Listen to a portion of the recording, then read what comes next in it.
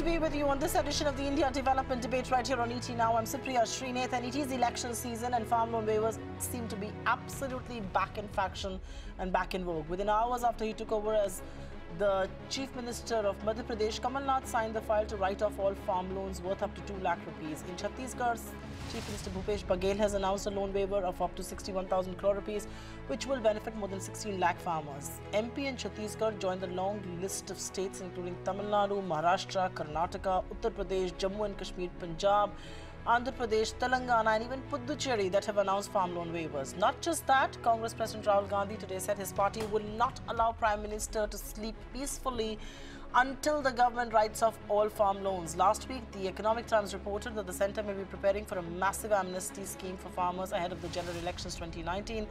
Although Minister of State for Agriculture Purushottam Rupala told the Lok Sabha that there was no such plan. But in reality, things may be a little different on the ground.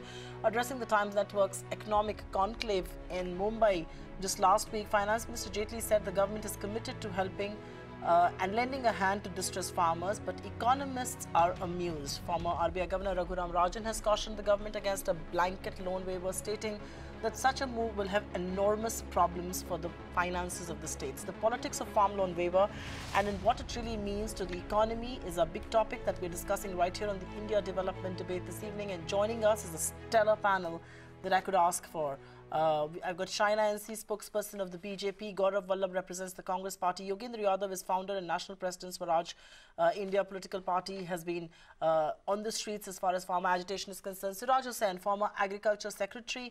Ashok Gulati, chair professor agriculture ICRIER, and Shamika Ravi, member of the Prime Minister's Economic Advisory Council. So thank you each one of you for being with us. And Mr. Yadav, if I may begin with you, the Congress president doesn't just say that he will not let the Prime Minister sleep till loans are waived off for farmers, but the Congress has wasted no time to sign off its poll promise by waiving off loans within 24 hours of government formation in some of the states.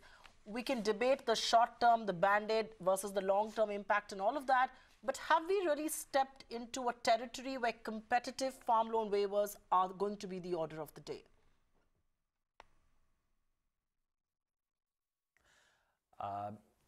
We have entered an era where farmers are at the center of national stage. And this is indeed a very good news for democracy. Parties are noticing that farmers exist, that they have problems, that they need to be responded to. I welcome what Rahul Gandhi has said. I think it's a very good idea to keep the Prime Minister of this country on his toes. I would have liked it further if he had said that he would also not go to sleep till farm loan waivers are actually executed in Punjab and in Karnataka, where his party is in power or in partner in power, where they announced farm loan waivers which have not been executed yet. The simple fact is that we need to distinguish between two things. One, there is a gimmickry of farm loan waiver. Farm loan waiver as a sole component essentially of a political package. On the other hand, we have something that should be called farmers' freedom from indebtedness, which has to be a package of several steps, of which loan waiver can be one ingredient. But loan waiver as the sole ingredient, a sole announcement, a cheap political announcement is not going to do very much. Loan waiver by itself is not a solution to the problem of the farmers, but I believe loan waiver has to be an essential ingredient of an overall package which must include above all farmers' access to income. Someone who has no income, loan waiver is not going to help him very much, because after 6 months he'll come back again. So what the farmers movement in this country are demanding first of all is assured income, better prices, legally guaranteed prices, and then to supplement that, a one-time loan waiver plus an institutional mechanism, something of the nature of Farmers Indebtedness Commission of the kind you have in Kerala, that would ensure that in the long run farmers don't get into indebtedness. Unless you go for that comprehensive solution, farm loan waiver alone is not a solution. Fair point. No, I agree with you, and give me a minute. I will come back to exactly that point with our politicians also on the show, the Congress and the BJP. But I will take a quick question to Professor Ashok Gulati. And Professor Gulati, given the fact that farm loan waiver has paid off politically in the 3 states for the Congress party and it has accrued political benefits, is this going to be the theme for elections in a run-up to 2019? Yogendra Yadav here says the good news is that farmers are at least back in focus. They are the mainstay of the political narrative right now. I feel there is no doubt about that. This is flavor of the season is farm loan waivers. Obviously, it is more for political capturing of power, but also I feel it is an atonement for not doing reforms in the agriculture sector. They have failed to do the structural reforms in agriculture, and there is a brewing farm crisis over the last 2 years, and it's a build-up of that. And at this time, both the farmers' lobbies, their organizations are demanding farm loan waiver, and those who are not in power, they always are quick to promise that, and when they come to power, they find it difficult to handle because resources are limited. If you give farm loan waivers, the investments will suffer, and after 3 years, 5 years, you are back to square one. There is no doubt that there is full blast policy, political maneuvering on this one. Give me a minute before I go across to Siraj Hussain. I will take this question to the politicians on the show. And Gaurav Vallabh, let me begin with you, because it seems the Congress party has started the narrative this time around, and it was previously the BJP. This really is gimmickry unless you're going to have a lot many other things follow. Farm loan waiver in itself is never going to be the solution, and you have to answer the point that Yogendra Yadav raised. What about the states that you are in power, whether it's Karnataka or Punjab? You've announced it, you haven't executed this. One worries if you're going to do the same thing in Madhya Pradesh and perhaps Chhattisgarh as well. And is this also a reflection of how badly we failed our farmers, and all that we can continuously keep resorting to is farm loan waivers? So, one by one, I am pointing out the questions which you had raised. The first issue which you are asking me, that how loan waivers are going to help. So, Priya, issue is that even if you give the MSP to the farmers, or right price to the farmers, or statutory price to the farmers, until and unless they are now not out of the vicious circle of interest and debt, those things are not going to really increase the income of the farmers. So what is our vision, that we want farmers to first of all come out of the vicious circle of indebtedness, and then we will go to the second, third and fourth, fifth measures, that how to provide the right MSP, which the current government is not able to do. Then we will go that how to improve the productivity, which the current government is not going to do. So saying that farm loan waiver is not going to solve the problem, I don't agree. It's a first step, but Gaurav followed Vallabh by several other steps which we are committed. First thing. Okay. No, Gaurav Vallabh, let me come in. Gaurav Vallabh, let me come in there. You raise a point that the present government, let me finish. Please keep your answers brief so that I can take more questions. But to the larger point that you're raising, that you are just trying to do this as a first step and then many more will follow. This first step has been the go-to step since 2008. I mean, we haven't been able to reform agriculture. We're speaking 10 years later, going into elections. This still seems to be the first resort. But anyways, let me go across to Shaina and see. And Shaina, while I credit the government for some of the things that you've said, your slogans of doubling farm income and all of that appear very hollow on an evening like today. There is acute rural distress. And much like the Congress party, you have also resorted to farm loan waivers, whether it was Uttar Pradesh, whether it was Maharashtra. The states did bear burden. My question to you again remains the same. Has the political class failed the farmer, and which is why this quick fix solution is the norm of the day?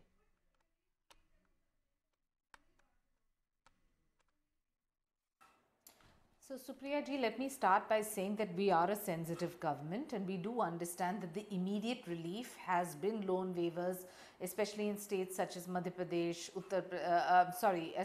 especially in states such as Maharashtra, Uttar Pradesh, where we ourselves recorded 36,500 crore write-off in a state like Maharashtra and almost double in Uttar Pradesh. Having said that, our Prime Minister has always believed that we cannot view the farmers or the agrarian sector as a vote bank. The only way to move ahead is not by constantly doling out freebies, subsidies, SOPs, but thinking of what are the long-term measures to ensure that the farmer is educated, secure and economically empowered. And in that endeavor, whether it's a Jan Dhan Yojana or a Mudra banking or a pension scheme or an insurance scheme or one drop per crop or better fertilizers, use of technology, solar pumps, etc., can only be the answer to a long-term solution. You take a state like Maharashtra, whether it's a Jalyuk Shivar, which has been almost a case study world over on how to manage water and drip irrigation, or for that matter, if it is Madhya Pradesh, where we had a Bimaru state, which we got up until recently to a 14% growth.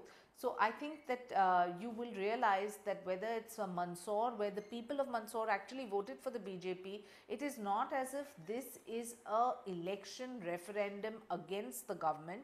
If at all, it is certain political parties that are posturing themselves. And I'd like to ask the Congress party that, you know, you made so many announcements in your manifesto, free this, free that, this much waived off.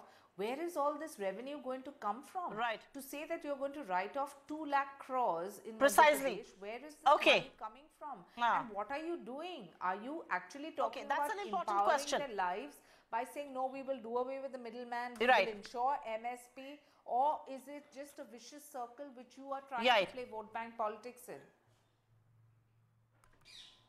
Okay, fair point indeed. Just give me a minute, and I think that's a valid question. I plan to address that question later on when I'm going to address the fisc. But Shamika Ravi, because you wear the economist hat on this show, if the intention is to address the crisis, then whose cause does a farm loan waiver help? The marginal, the small farmers clearly borrow a lot less from banks. I mean, nearly 36% of the small and marginal farmers don't even have access to institutional credit. They are at the mercy of money lenders. Who is farm loan waiver really helping? Many believe it actually helps a bank clean up its balance sheet at the cost of government liability. Right. No, it's a very big cause of concern, Supriya. It has been for some time now. But I think in the run-up to the general elections, I suspect that farm loan waivers will become a tool of electoral politics. Now, it is important to realize that in an economy which has been financially repressed for 70 years, when we are trying to establish things like credit culture, the discipline, you know, credit has to be repaid, and that disciplining and that culture takes generations to cultivate. And for it to be used as an electoral tool really runs the risk of undermining this credit discipline, which will make it very difficult for such markets to function. That's you know, overall my larger concern as an economist. You're tempting me to go in the direction and start talking about haircuts versus farm loans, and I will do that just next. But I will take a quick question with Mr. Siraj Hussain. And sir, the tragedy is that it is the money earmarked for infrastructure, irrigation, reforming agriculture that really goes into a farm loan waiver. Does it continue to put the vicious cycle in motion? I mean, add to that the fact that eventually the banks will be recapitalized by taxpayers' money, and people begin to question why should taxes be used to finance defaults?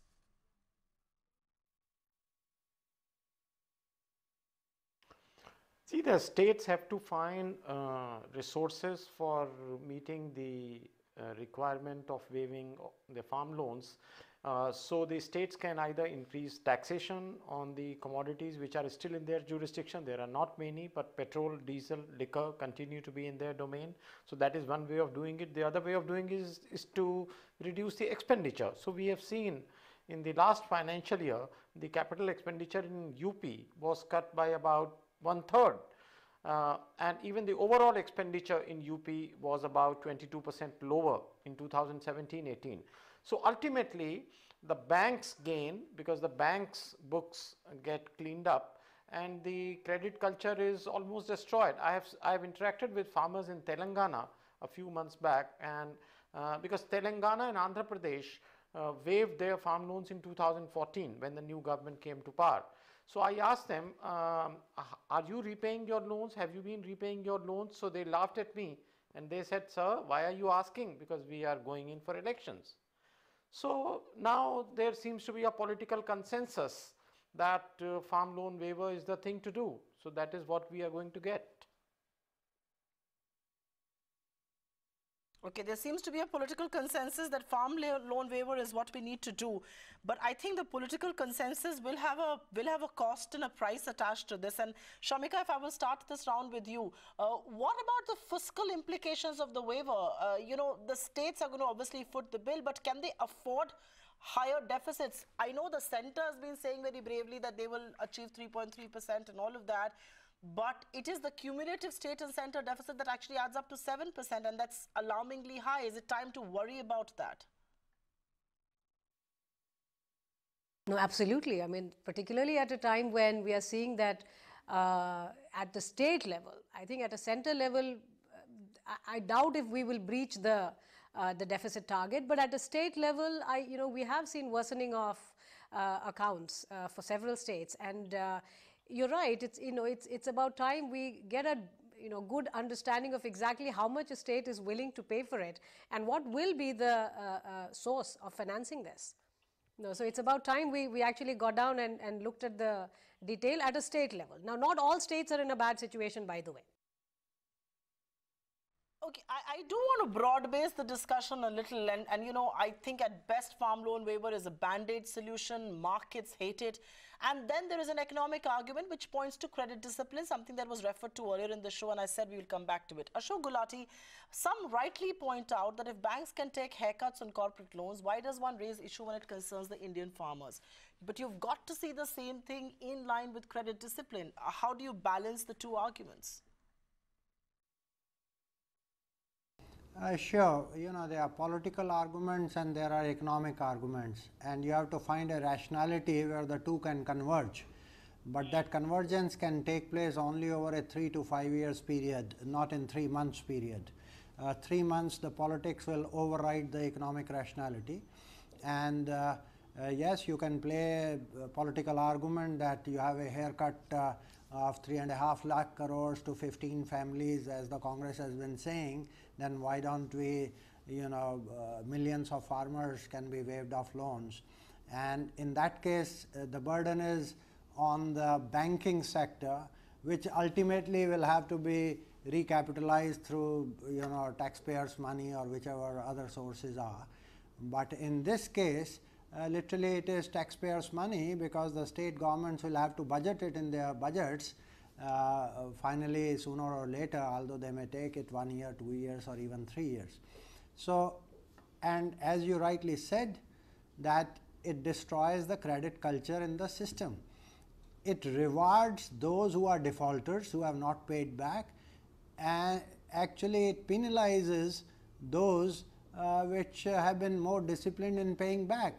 Why their loans are not being, waived off. So if you have to do it. Secondly, it favors the big ones, because it is the big ones who take larger amount and much higher percentage from the institutional sources. The small ones, more than half of their loan comes from non-institutional sources, where the rates of interest are anywhere from 24 to 48% per annum. So I think it is iniquitous. It favors the large ones. It is morally wrong, because it favors the defaulters rather than the disciplined ones, and it destroys the credit culture. So these are all economic arguments, and one can put forward, but who is going to listen for the next 3 months? Yeah, but I think when you're 2 months away, or actually 4 months away from general elections, those economic arguments take a backseat. I think the best person to answer this question then is going to be Yogendra Yadav. And while I agree with you, Mr. Yadav, that farm loan waivers on their own can pretty much not achieve the desired result and address the rural stress, somebody like Ashok Gulati says it's not just iniquitous, it is morally hazardous, because it is favoring defaulters and also the large borrowers. This really brings me to the whole argument of credit discipline. It's an argument between credit discipline and then being shown the rule book as far as loan defaults and, haircuts and all of that is taken. How do you morally balance the two arguments? I think Professor Ashok Gulati said something very important in his initial remarks. He said this is a payment, a tax for the sin. This is a payment to be made for the sin of not attending to the farmers' real grievances. So for years and years and years, farmers want something very real and genuine. No one attends to that. And then suddenly, the only thing politicians can do is to give a farm loan waiver. So it's, in a sense, they are repaying for their sins of not looking at the agriculture sector. That's one. Second, on the moral side, I would just point out to the sheer hypocrisy of what is often presented as arguments of economics. So we have in this country restructuring of corporate loans. We have in this country waiving off of corporate taxes of huge amounts. We have what is called haircuts. We have bank recapitalization. I don't hear very deep moral arguments at that time. I think these are very serious moral issues of who pays for bank recapitalization and who is wrong. Suddenly, why is it that morality comes into play when farmers are involved? Suddenly, why is it that lots of economists get up suddenly when farmers' loans are involved? I know this is not true of all the economists. I know people like Raghuram Rajan have spoken against corporate loan waivers as well. So I'm not implicating everyone. But I do want to point out a sheer hypocrisy which is at play in our country. We don't notice the moral aspect when it concerns others. We notice it when farmers are concerned. At the same time, moral argument is a moral argument, needs to be responded to at a moral level. And to my mind, the simple principle behind any loan waiver all over the world has to be one or two things. One, the person concerned is unable to pay under any circumstances. You don't want to kill someone. And second, is the person or that particular sector unable to pay for reasons beyond his or her control? That all over the world is the fundamental moral principle at work. In the case of farmers, I would submit that is indeed the case. Farmers are where they are today because of government policy inattention, because of adverse policies, because of adverse terms of trades which have been imposed on agriculture, and because of that years of adverse and hostile policies which have put agriculture where it is today. Therefore, farmers are not responsible for getting into the kind of indebtedness. It's more than indebtedness. They are caught in a debt trap today. And when someone is caught in a debt trap for reasons beyond that person's doing, then it is the responsibility, it is the moral responsibility of the state to step in, free that person or that sector from that debt trap, and then move on. That's the condition in which farmers find themselves today. Having said it, I would again repeat that we from farmers movement have not been demanding loan waiver. We have been demanding much more. We have said clearly we want a freedom from indebtedness. We have proposed a bill which includes freedom from indebtedness from private money lender as well, following the Kerala model. Right, right. You know, I want to take a quick question to Siraj Hussain, and then I want to go to Shaina NC and of course Gaurav Vallabh. And Mr. Hussain, what is the long-term solution? What alternatives are there? And the reason why I ask this question is because this isn't a small debate. 70% of our population is engaged in farming. It contributes to nearly 20%, 18% of the GDP. Without a loan waiver, what is the way out to address the rural stress? It's all very good to say there should be credit discipline and, you know, it is going to have an enormous cost and all of that. But what is the way out? What is the long-term solution?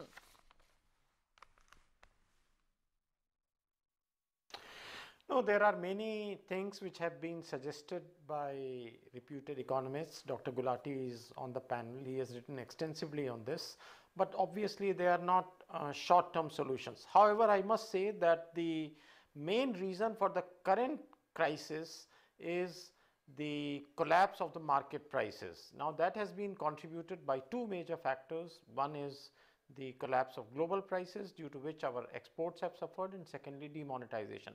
So, the first lesson from this, which can be easily drawn, is that we should not harm our economy by taking decisions without consulting experts. The second thing is that the policies, even of loan waiver, should be differentiating between farmers who cultivate their crops in irrigated areas, who get assured MSP, farmers in Punjab, farmers in Maharashtra, farmers in Western UP growing sugarcane, who get good price, assured price, and cultivate sugarcane on irrigated lands, and yet their loans are also written off. So if you have to write off the loans anyway, then you should concentrate, the states should be targeting it on farmers who really deserve it.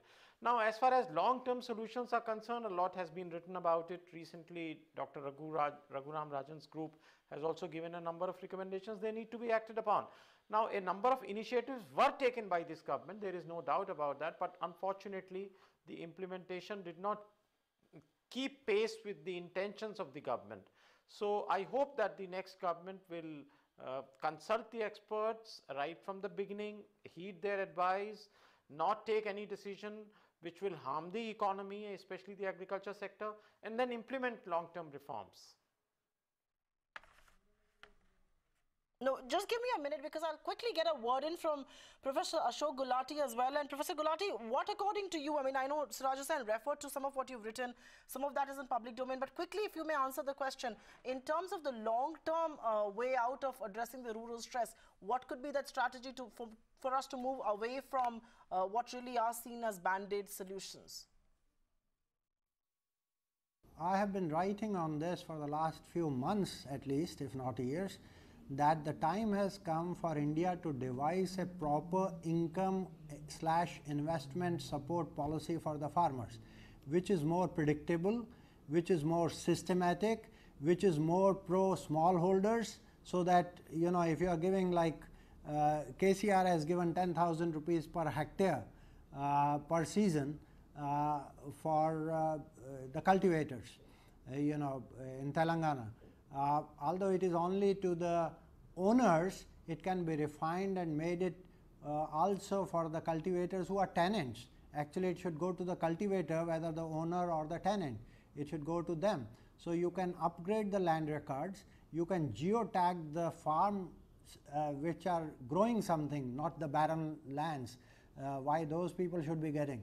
So you can improvise on the KCR version of Telangana model to make it pro-cultivator, including tenants, including more productive ones, and you can also refine it that the smaller ones get higher per hectare basis than the big ones. So all these possibilities are there, but it will have to be annual basis.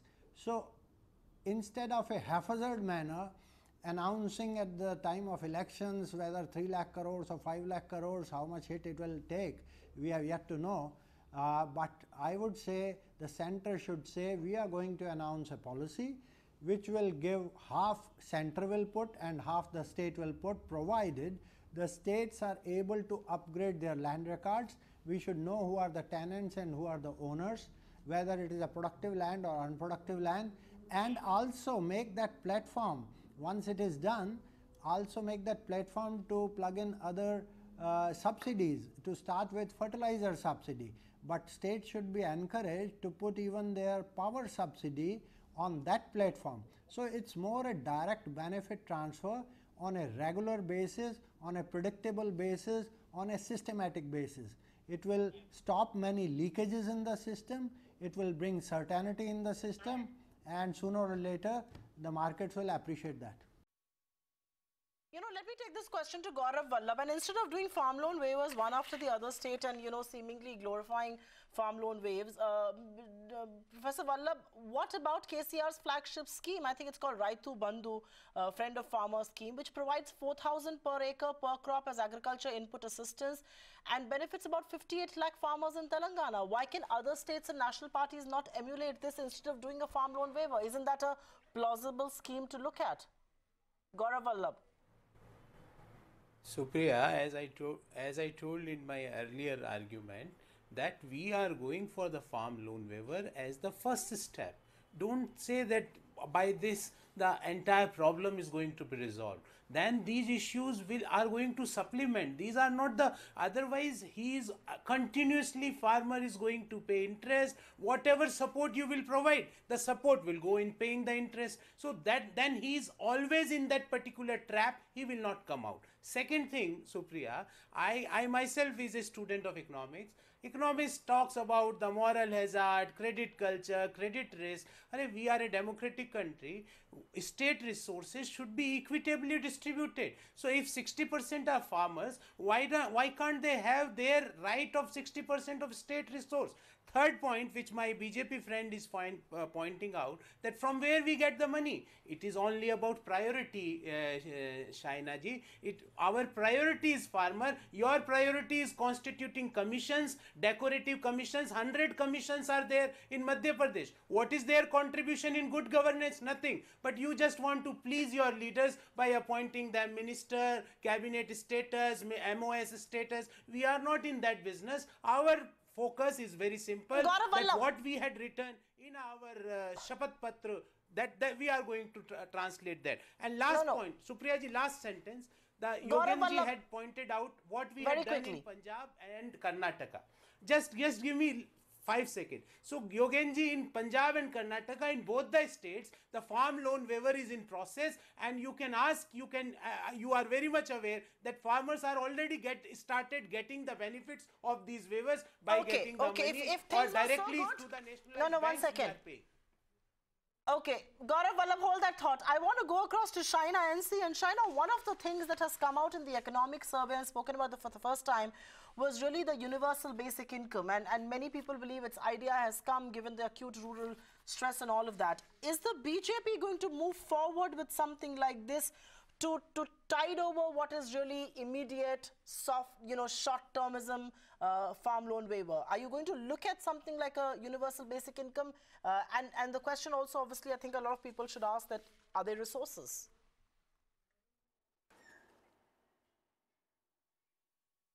So the answer is that if you expect us to come to power and make announcements the way the Congress has, which is to say, oh, we have waived off 2 lakh crore worth of loans and don't know where the money is coming from, or say that we have given 70% jobs to rural people or to sons of the soil and we don't know where these jobs have come from, I think this would be a futile debate. It's all very well to sit here and say, what will the next government do? What have previous governments done vis-a-vis the Swaminathan Commission? Nobody seems to have done anything. We have at least ensured, whether it's MSP or doing away with the middleman or ensuring 1 drop per crop, better technology so that the fertilizer is strong and people are able to have produce and not depend on erratic climatic conditions, or whether it's a farmer's son who does not want to be a farmer and wants to avail of a mudra banking loan and start a new small scale industry, that is also a possibility. These are dreams to realize. When you talk about empowering lives, how does that happen? That happens if there is some avenue to show use technology to the best, use the facilities that the government's giving, whether it's pension schemes, insurance schemes, Ujjwala, all of which reach the farmer. Or we can just sit here and constantly say that they're so unhappy and this is a mandate. This is not a mandate, because Mandsaur is an example of BJP being voted into power. The aspirations, yes, whether you want to grow wheat, rice or sugar or expand into different horizons, which is what we're saying. Use cash-rich crops, use 1 drop per crop, use technology from Israel. Implement all of this, implement the Swaminathan Commission reports. But here you're only pandering to a vote bank and saying that, this is the community we need to represent. Absolutely we do. But that does not mean as a vote bank, and does not mean purely as posturing and giving false promises one after the other. That is never a solution. The solution is empowerment, and that empowerment has to happen in totality. Okay. No, I just wish, your governments in Uttar Pradesh and Maharashtra had also spoken about these solutions when they announced farm loan waivers. I want to go back to Yogendra Yadav, but if I may take a really quick question to Shamika Ravi. And Shamika Ravi, one of the things that I think Arvind Subramanian said in my interview that I did with him some days back, and he said, take it from me in writing, given the farm stress, every political party in its political manifesto is going to talk about UBI. The question is, do we have the resources? Well, so to be fair, UBI, Universal Basic Income, was in the economic survey, but it is an idea that has been discussed by economists for now, several decades. That's number one. Number two, I do think, and you know, I have written extensively on the subject as well. I do think that for an economy like ours, where we do have, despite, you know, setting up an architecture of the Jan Dhan and Aadhaar, you know, we do have leakages in the system. We have historically had leakages in the system. As far as the rural sector is concerned, you know, MSP is one tool which is being used today. But I think a less noisy and perhaps a better tool for targeted transfers will be a UBI, you know, of the nature where we basically just transfer money into bank accounts of poor farmers just based on their land holdings, or maybe even without. I mean, this is now a technical detail we'll have to sort of figure out. But I'm a big believer in the universal basic income. I do think it is worth experimenting, particularly in a market such as, you know, the rural sector. You know, I do want to go to Yogendra Yadav on this issue, because every time you read on reforms in agriculture, this issue keeps popping up, and let's address this one time. Data, Mr. Yadav, tells us that the small holdings in India is one of the reasons that has arrested the growth of Indian agriculture. 86% of all farm holding is less than 2 hectares each. A, do you believe that's a big concern because that mars productivity? It's never going to make agriculture remunerative. And B, I think the other question is, what will address that? Does this need political will?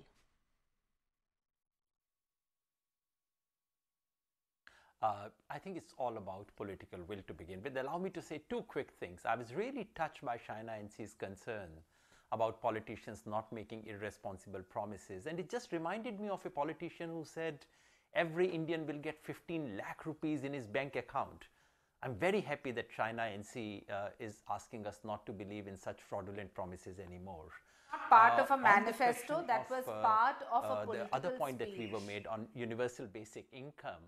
Right, Shaina, I'll just come to you. It's on the universal basic income. I think the important thing to my mind is one, to remember that universal basic income is not specifically targeted at farmers.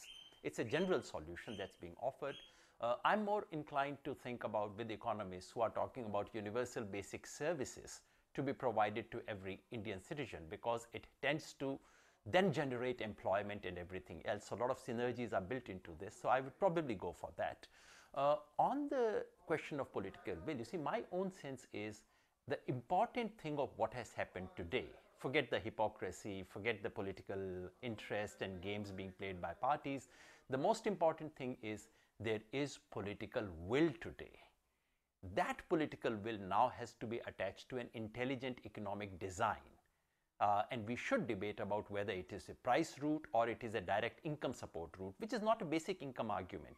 It's a direct benefit transfer of the Telangana model. We can debate it. Farmers' movements would be open to any of these models as long as they work. The final question about the land size. Yes, I think that's a very serious concern. Increasingly, land operational holdings are shrinking.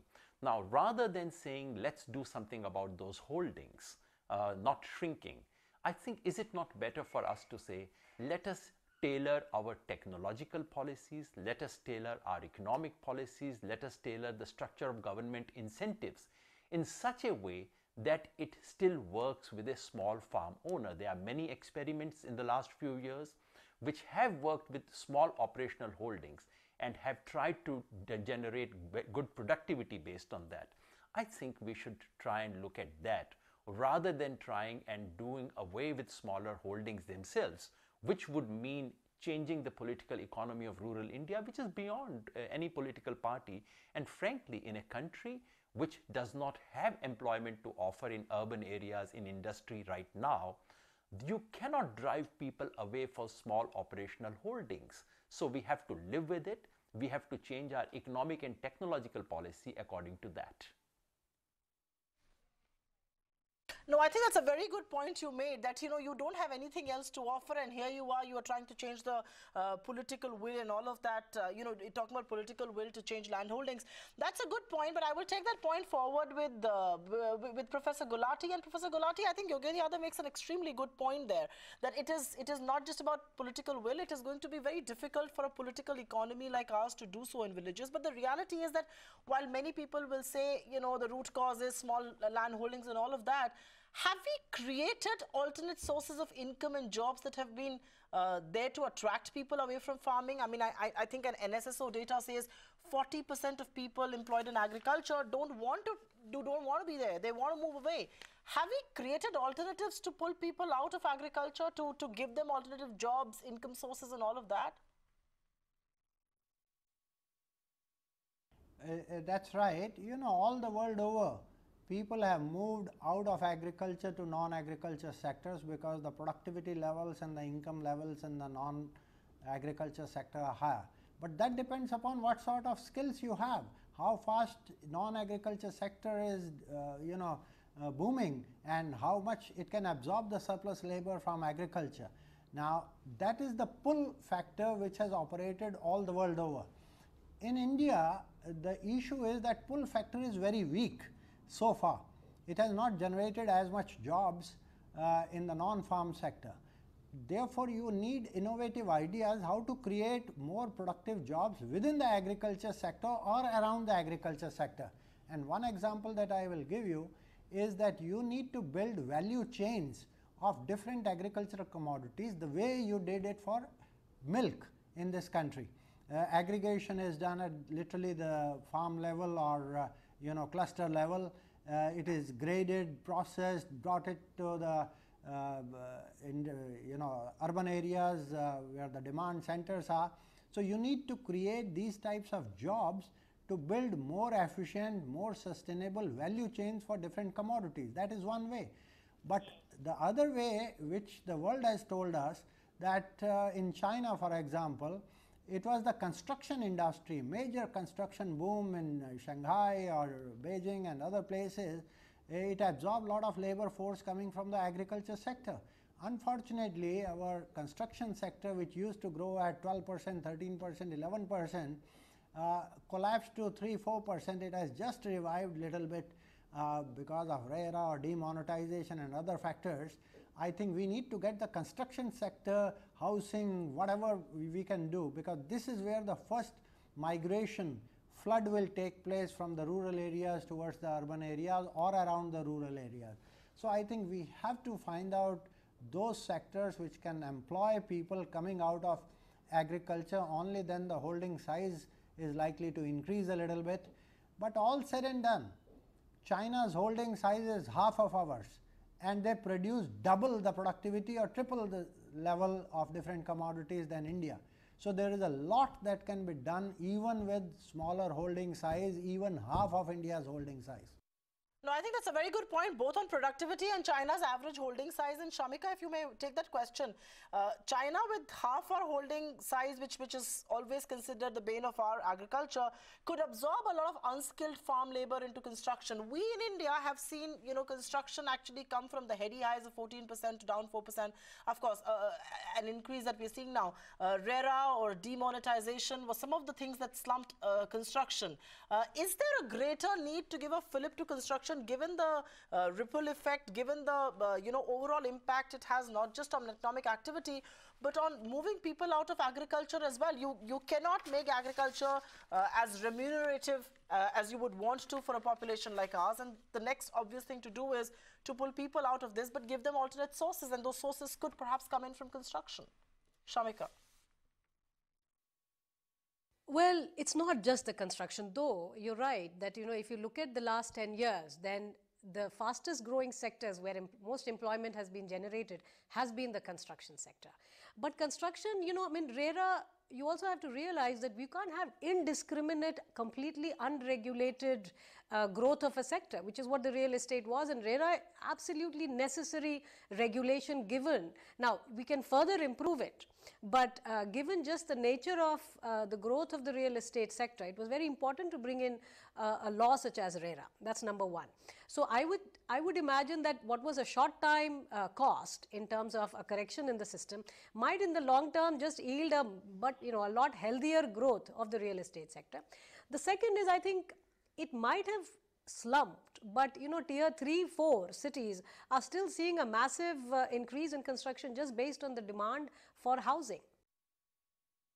I do want to look at the supply side, and you look at some other reforms in agriculture, and I want to go to Shaina NC and Gaurav Vallabh both. But before that, Siraj Hussain, if I may ask you, a lot of times policy making in India or attempts to reform agriculture are all done with a trader bias. I mean, you look at the restrictions that we have on export of commodities, you look at the APMC Act and all that. It's all done with a pro-trading bias, and in that sense, and that has arrested the growth of agriculture, in short and in substance. Do you agree with this, and do you believe that needs to change for agriculture to really see some meaningful reforms?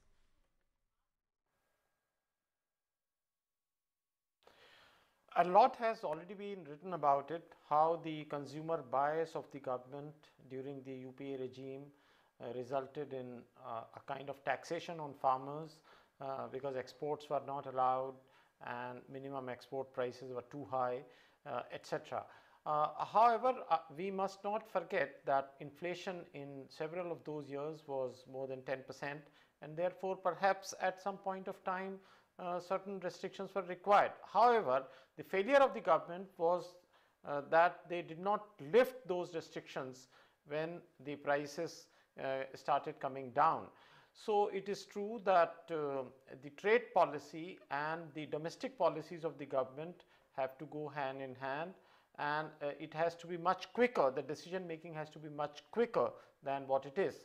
Unfortunately, even the recently approved policy on agricultural exports, which was approved about 2 weeks back, also has not gone full steam for promotion of exports of Indian agricultural commodities. For example, except for organic products and processed food, the government still has the right to restrict or ban export of agricultural commodities. Now, you know that building markets in foreign countries takes time, and therefore there is always this uncertainty that if inflation is there for any food item, the government will again come back with the restrictions. So Dr. Gulati and I have been writing that for, let us say, 5 years, the government should put Essential Commodities Act in abeyance. There should be no stocking restrictions and a whole lot of other reforms about which we have written a number of articles. No, absolutely. I want to go to Yogendra Yadav for a quick last comment, but very quickly, I want to go to the two politicians as well. And Shaina, one of the things that your government could have done, and given that you had such a strong mandate and you had states, governments across so many states in India, was to perhaps look at the market reforms, by abolishing the APMC, doing away with the Essentials Commodity Act and all that. Why do you believe the BJP chose not to go this way, and is this an amendment that you're willing to make?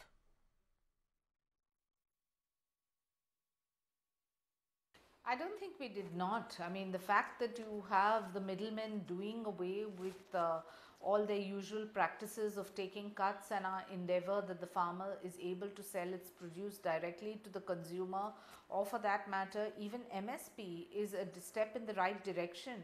I'm not saying that there are overall solutions which are overnight, but even if you take a state like Maharashtra, Supriya ji, the fact that we have 19,000 villages that are absolutely drought free only because of a scheme called Jal Yug Shivar, which was to build trenches and to ensure that water is properly harvested, and so that we are not relying on erratic climatic patterns or formats that one has seen world over. So I think that there are lots of measures which are in place.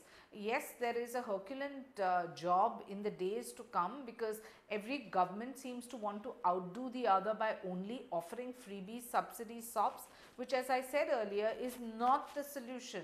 The solution is only if the individual farmers' lives are empowered. And it's not to suggest that all farmers are poor. There are a lot of rich farmers too who need to collectively work with the government in individual states to give back to the poorer, needy farmers. And whenever there's been land acquisition, we've been more than fair, and we've always tried to ensure that the farmer is well taken care of. Okay, just give me a minute. I will go across to Gaurav Vallabh, who's raising his finger, and then a quick closing comment with Yogendra Yadav. Gaurav Vallabh, come in there, because your government for the last, 2 sessions that it was in power has been blamed for one thing, which is you had a consumer bias. You did not free up exports. The minimum export price was too high. I know you were trying to curtail inflation, But when inflation did go down, you did not reverse those measures as well. So in some sense, MSP and farm loan waivers are all very good, but we've had to resort to these measures all over again because of measures that you refused to take when you were in office. Quickly, because I have to go for a closing comment to Mr. Yadav. I just want to put one data that the export in last 4 years of agriculture and agriculture products, the export had been reduced by $10 billion. And import of agri products had been increased by $10 billion. So this argument that our government is doing that was not a right argument or a right blame. Second thing, Shainaji was again and again saying, Swaminathan Commission, why you are cheating the farmers by just changing the definition of cost? When Swaminathan Commission is very categorically mentioned that it is comprehensive cost plus 50%, every day a new person comes and design a new definition. See, when you have to commit an MSP, you have to give it a right cost plus 50%. And the third last point, that if I will give you the comparative chart of MSP and the market prices, you will be surprised that at most of the places in India, whatever is the MSP and whatever is the mandi prices, there is a difference of more than 40%. So what you are doing, neither you are giving MSP at a right cost, nor you are enforcing MSP. The market prices are far different, and then you are blaming us. We had committed that we are going to waive. We got a mandate because we are going to waive the agriculture loan. It's not as if you reformed. One second, Gaurav Vallabh, while I like your spirited argument, but it's not as if you had reformed Indian agriculture and suddenly, Indian agriculture has gone to the pits. Indian agriculture had apathy from across the political class. The political class wakes up to Indian agriculture when there's an election around the corner, and which is why I'm going to go to a last closing question with Mr. Yogendra Yadav, and I'm going to take the debate back to where it belongs. Farm loan waivers 2019. Mr. Yadav, given the political success that the promise of waiver brings and seemingly has brought across 3 states for the Congress, will the central government now be tempted to announce a waiver as well? Will we see 2008 repeat itself all over in 2019? At this moment of rare political attention given to farmers' cause, this is something that we need to think about. To my mind, the lesson of the discussion today is that farm loan waivers are necessary but not sufficient. They are a very important supplement to income increasing mechanism, but not primary solution by themselves. Farm loan waivers, to my mind, would work only if the following conditions are met. Number one, if they are one stroke and not in installments. Number two, if there are not too many bureaucratic conditionalities, because the rich farmers would be able to fulfill that. Number three, if they are extended to private money lenders as well, as was done in Kerala, because that's what the poor farmers are required to do. Number five, if it generates a permanent institutional mechanism in the nature of a farm debt commission. And number five, and that relates to the question you asked, I do not think any state government in this country has enough funds unless the central government steps in order to give full freedom from indebtedness. Therefore, it has to become a national question. And I'm glad it is becoming a national question. We should only ensure that this very rare moment of attention to farmers does not get reduced only to political gimmicks, that something long-term of the nature suggested by Professor Gulati, Siraji, other economists on this show, this comes out, that indeed would be farmers' real moment, one of those rare moments in this country. Okay, on that note, completely out of time here, but thank you very much, Shaina NC, Gaurav Vallabh, Yogendra Yadav, Suraj Hussain, Ashok Gulati and Shamika Ravi for being with us. This is an extremely important discussion. This is a discussion about 70% of our population. We failed Indian agriculture. We haven't made it remunerative. And for very long in this country, we've treated the agriculture class, we've treated our farmers as a liability and not as equitable partners in our growth story. We need to change that mindset before anything else. Farm loan waivers are at best a band-aid, but it is not a solution in its entirety, and that is what the political class needs to wake up to. But in a run-up to elections 2019, competitive populism will perhaps outpace and overshadow the narrative on reforming India's agriculture. Thank you very much for being with us. This is a special edition of the India Development Debate. We take a quick breather. We're back with Top 10 at 10.